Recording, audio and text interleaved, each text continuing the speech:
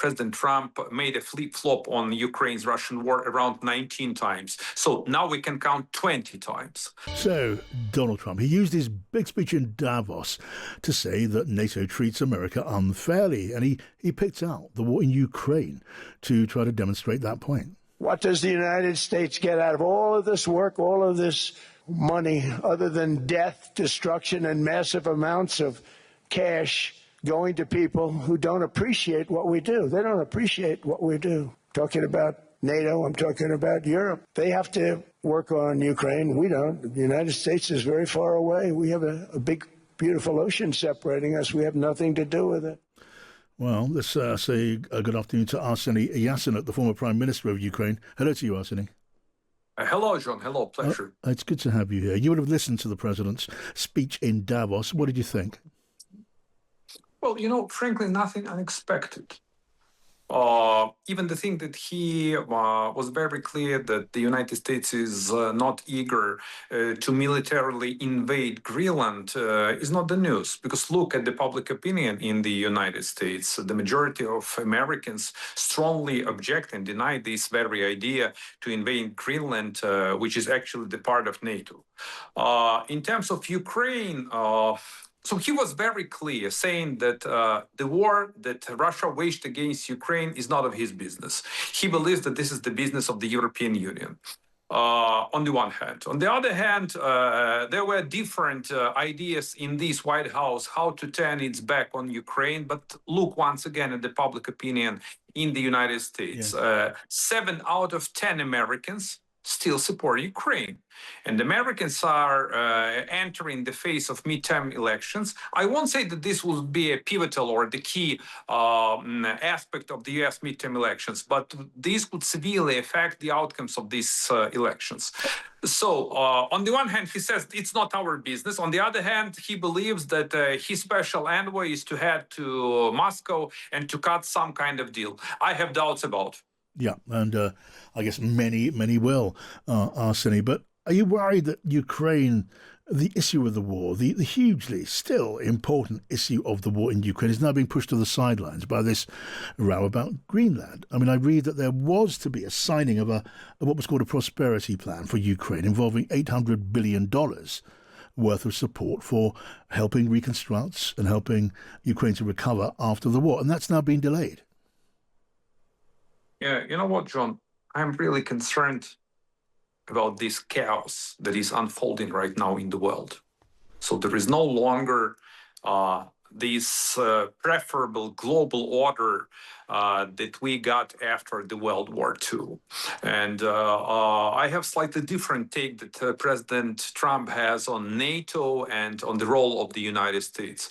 My take is that the US actually benefited a lot from this kind of global order, but they are on the way to dismantle this kind of global order. Yeah. In terms of Ukraine, Secretary Rutte, NATO Secretary General Rutte, he was crystal clear saying that the most important issue right now to be resolved is the war of Russia against Ukraine.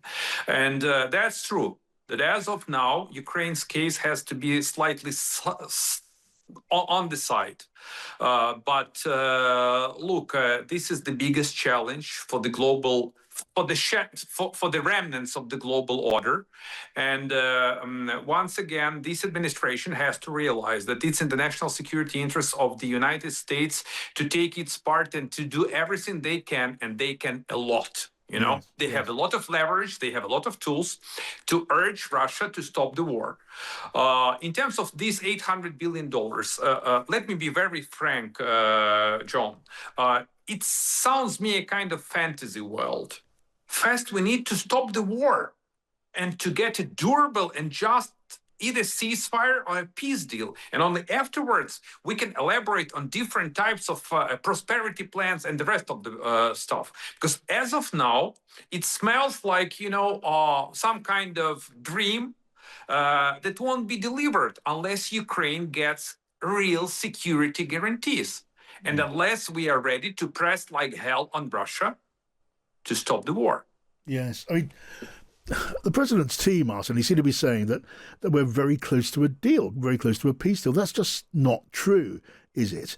I mean, President Putin seems to be sticking to his maximalist demands. We've now heard from the president himself in recent days that he considers that President Zelensky and not Putin are delaying, that Zelensky's delaying a peace in Ukraine, which is, of course, not the case. And he's not applying, as you say, the pressure. So it's just not true to say we're close to a deal, because we're not. As I remember, FT made a report a few weeks ago, and they provided the data that President Trump made a flip-flop on Ukraine's Russian war around 19 times. So now we can count 20 times. The thing is that the president sends his envoy to Moscow, and both Witkov and Kushner will head to Moscow on Thursday. As we've discussed in this very program with you a number of times, I usually stick to the same idea, that this is a kind of sham talks. It's a smoke and mirror strategy of Russia, just to drag their feet and to drag us into a never-ending talks, while Russia is just trying to freeze Ukraine, while Russia, with an aerial attacks on Ukraine, made a blackout in Ukraine. And look, yesterday in that very office I am sitting right now, it was around 9 degrees. Yes. And there was no heating, no electricity, no sewage system in operating, and no water. So, but thanks God, Ukrainian men and women, not in the military uniform, but in this infrastructure uniform, managed to restore everything in 24 hours. Yes. But Putin won't stop. No. And I expect another aerial bombardment of Ukrainian infrastructure. So Putin is not eager to cut any kind of real deal. No. It is an ongoing sham tactics of the KGB operative Putin. Yeah, Russia is intensifying its strikes. It is around minus 20 in parts of Ukraine now. That is the reality. For some reason, thanks God, it's slightly warmer today, and the temperature is going up. So that's the bad news for Russians and the good news for Ukrainians. Well, okay. Well, I'm glad to hear that, I suppose, as far as it goes, Arseniy. The President Trump, for some reason, believed that Volodymyr Zelensky was in Davos. He said twice on the platform that he was going to meet him today. Actually, President Zelensky is in Kyiv. Should the Ukrainian leader have been in Davos? Might that have been useful, if only to demonstrate the point that he is reaching out to supporters and friends there, he's making connections there, and it draws a contrast with the support that he's not getting from President Trump? I think that there were different ideas on the mind of President Zelensky. On the one hand, it would be important to go to Davos and to have a meeting, bilateral meeting, both with President Trump and other European allies. On the other hand, look, Ukraine is under heavy attacks of the Russian Federation, and Ukrainian people need to see their president in Kyiv. But on the flip side, I am not sure that this kind of trip to Davos would bring real deliverables for Ukraine. So my take is that it's better to stay in Kyiv right now and then to go to Munich Security Conference and to be very vocal. And